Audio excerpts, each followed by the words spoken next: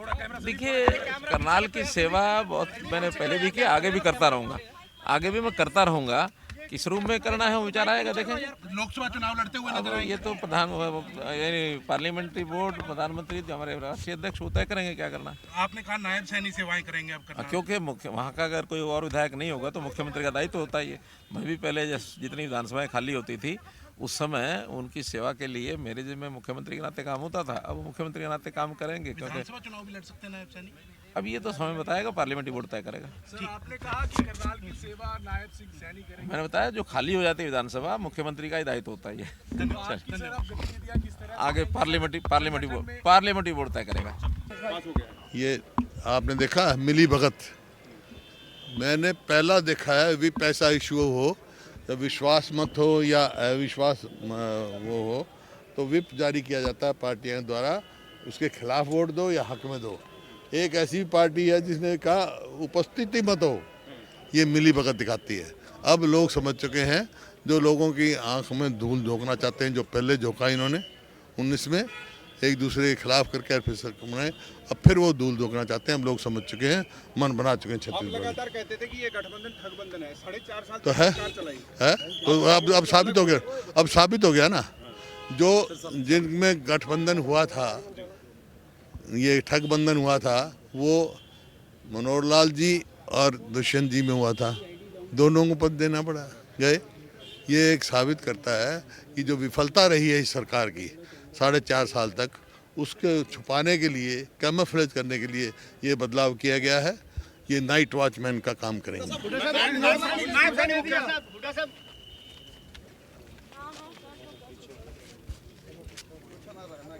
वो तो बाकी तो उसके काम से पता चलेगा, लेकिन पार्टी ने अगर बनाया है कुछ सोच के, तो कुछ सोच के ही बनाया होगा। उनको फायदा ही लगता होगा जब भी चेंज किया होगा। और ये जो दुष्यंत चौटाला का साथ छोड़ दिया, जननायक जनता पार्टी का साथ अब नहीं रखा है, इसको कैसे देखते हो आप? गठबंधन टूट गया है, उसे कैसे ऐसा है गठबंधन जो था वो तो बहुत लेट कर दिया। वो तो 5-6 महीने में तोड़ देना चाहिए था। गठबंधन का कोई लाभ नहीं हुआ, नुकसान हुआ है। और अब भी टूट गया।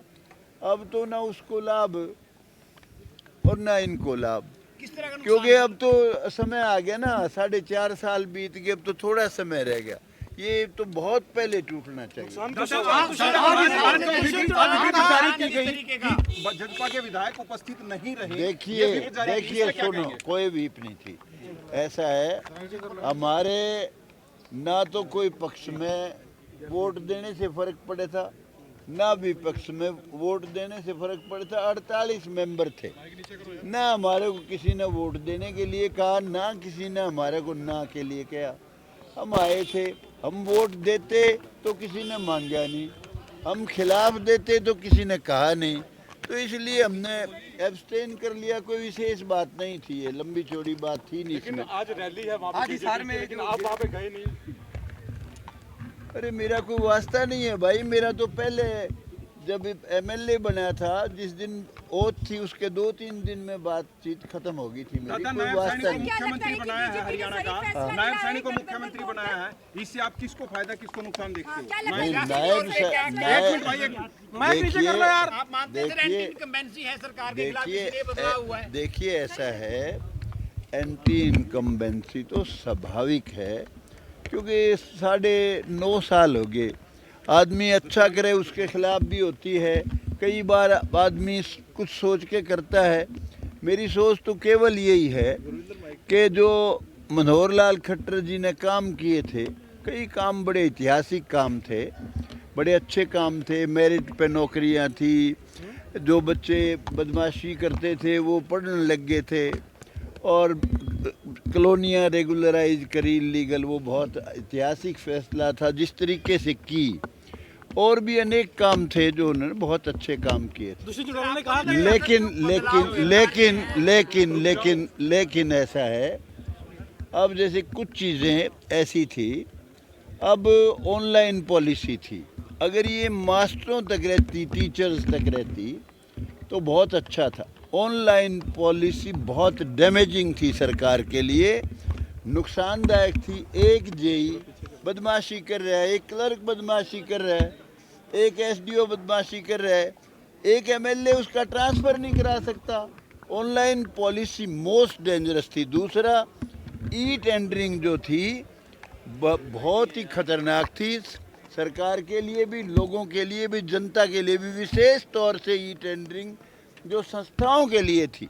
कोई 10 लाख रुपया किसी माध्यम से भी सरकार के यहाँ से आता है, उसका टेंडर हुआ 7 लाख का, 3 लाख का तो कम हुआ, उसमें भी वो क्या करेगा, ठेकेदार भी खाओगा, एसडीओ भी खाओगा, जेई भी खाओगा।